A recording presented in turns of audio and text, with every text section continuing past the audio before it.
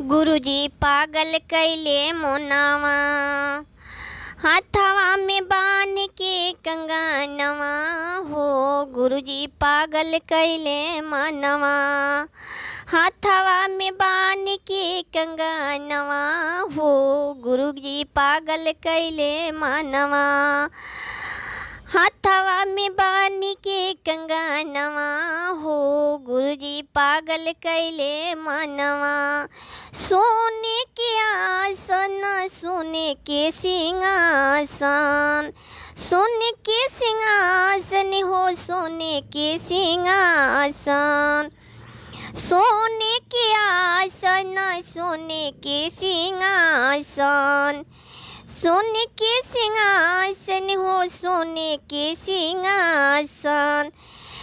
चरण पखारे में हम अंगनवा हो। गुरुजी पागल कैले मनवा, चरण पखारे में हम अंगनवा हो। गुरुजी पागल कैले मनवा, चरण पखारे में हम अंगनवा हो। गुरुजी पागल कैले मनवा, सोने के परात छपन रंग भोजन, सोने के परात छपन रंग भोजन, सोने के परात छपन रंग भोग।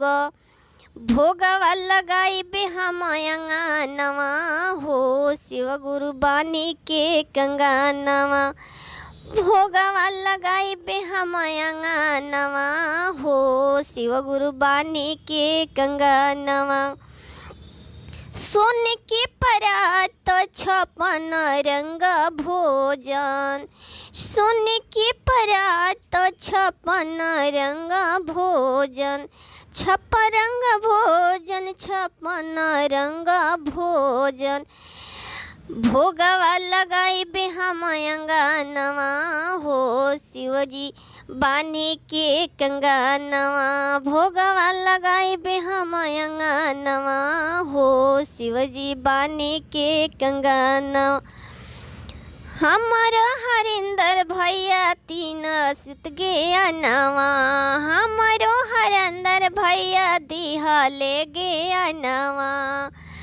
पहले में दया मंगिया दूसरे चरचवा, तीसरे में करिहा परनामवा हो। शिव गुरु बानी के कंगनवा, तीसरे में करिहा प्रणामवा हो। शिव गुरु बानी के कंगनवा, पहले में दया मंगिया दूसरे में चरचवा, पहले में दया मंगिया दूसरे में चरचवा।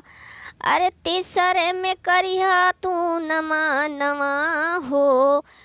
गुरुजी हाथवा में बानी के कंगनवा, एही में दुनिया के कल्याणवा हो। गुरुजी हाथा में कंगनवा, एही में बा दुनिया के, एही में बा दुनिया के कल्याणवा हो।